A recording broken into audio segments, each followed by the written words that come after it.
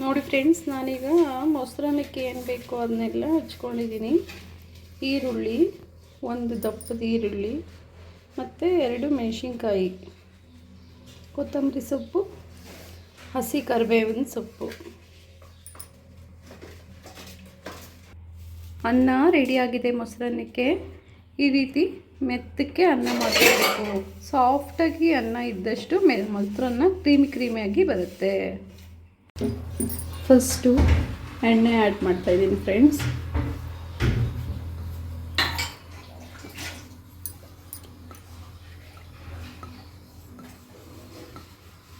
ಸಾಕು ಫ್ರೆಂಡ್ಸ್ ಎಣ್ಣೆ.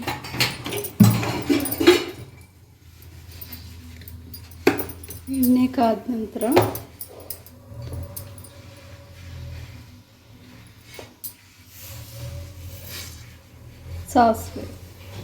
ಸಾಸಿವೆ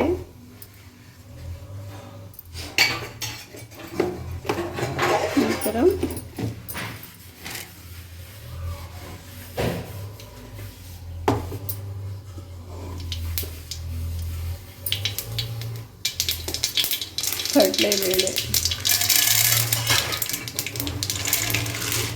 ಕಡಲೆಬೇಳೆ ಹಾಕಿದರೆ ಮೊಸರನ್ನ ಟೇಸ್ಟ್ ಇರುತ್ತೆ. ಸೊ ಆ ಕಾರಣಕ್ಕೆ ಕಡಲೆಬೇಳೆ ಹಾಕ್ತಾಯಿದ್ದೀನಿ ಫ್ರೆಂಡ್ಸ್.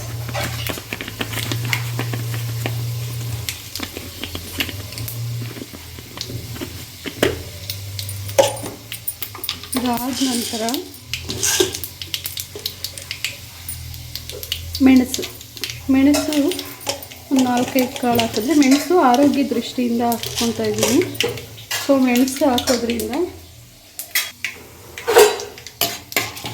ಕಡಲೆಬೇಳೆ ಬೆಂದ ನಂತರ ಕರಿಬೇವು ಮತ್ತು ಆನಿಯನ್,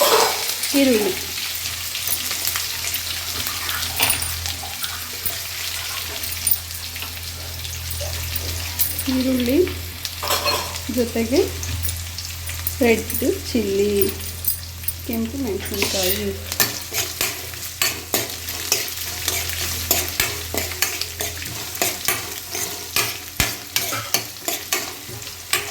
ಕಡಲೆಬೇಳೆ ಸ್ವಲ್ಪ ರೆಡ್ ಆಗಿರೋದು ಯಾಕೆ ಅಂದರೆ ನಮ್ಮ ಮಗನಿಗೆ, ನಮ್ಮ ಯಜಮಾನ್ರಿಗೆ ಕಡಲೆಬೇಳೆ ಒಂಚೂರು ರೆಡ್ ಆದಾಗ ತಿನ್ನೋಕ್ಕೆ ತುಂಬ ಇಷ್ಟಪಡ್ತಾರೆ.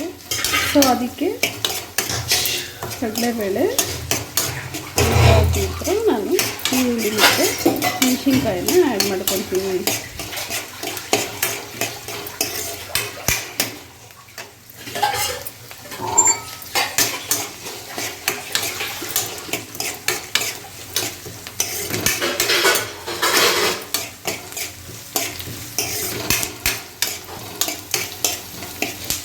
ಈರುಳ್ಳಿ ಫ್ರೈ ಆಗಲಿ.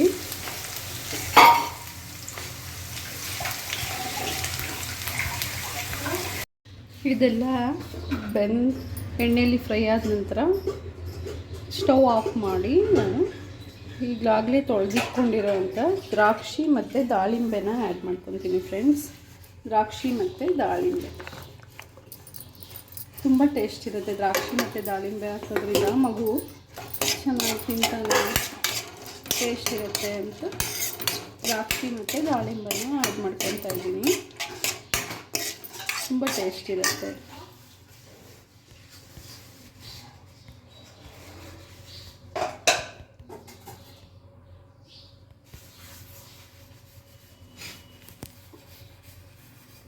ನೋಡಿ ಫ್ರೆಂಡ್ಸ್, ಇದಕ್ಕೆ ಒಂದು ಸ್ವಲ್ಪ ವಾಟರ್ ಆ್ಯಡ್ ಮಾಡ್ತಾಯಿದ್ದೀವಿ. ವಾಟರ್ ಆ್ಯಡ್ ಮಾಡೋದ್ರಿಂದ ಅದು ವಾಟರ್ನ ಈಸ್ಕೊಂಡ್ಬಿಡುತ್ತೆ ಅನ್ನ.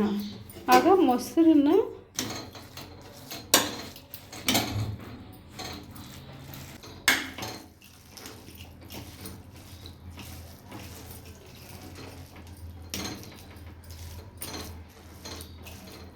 ನೋಡಿ ಎಷ್ಟು ಚೆನ್ನಾಗಿ ಕಾಣಿಸ್ತಾ ಇದೆ. ನೋಡಿ ಫ್ರೆಂಡ್ಸ್, ನಾನು ಬೌಲಲ್ಲಿ ಮೊಸರು ತೊಗೊಂಡಿದ್ದೀನಿ. ಅದಕ್ಕೆ ಪಿಂಕ್ ಸಾಲ್ಟ್ನ ಆ್ಯಡ್ ಮಾಡ್ಕೊತಾ ಇದ್ದೀನಿ ಫ್ರೆಂಡ್ಸ್. ಪಿಂಕ್ ಸಾಲ್ಟ್ನ ಆ್ಯಡ್ ಮಾಡ್ತಾಯಿದ್ದೀನಿ. ನೋಡಿ, ನಾವು ಪಿಂಕ್ ಸಾಲ್ಟ್ನ ಉಪಯೋಗಿಸ್ತೀವಿ. ಪಿಂಕ್ ಸಾಲ್ಟ್ ತಿನ್ನೋದ್ರಿಂದ ಯಾವುದೇ BP ಇನ್ನಿತರ ಕಾಯಿಲೆಗಳು ಬರೋದಿಲ್ಲ ಫ್ರೆಂಡ್ಸ್. ಅದಕ್ಕೋಸ್ಕರ ಪಿಂಕ್ ಸಾಲ್ಟ್ ಎಷ್ಟು ಕ್ರಿಸ್ಪಿಯಾಗಿದೆ ನೋಡಿ.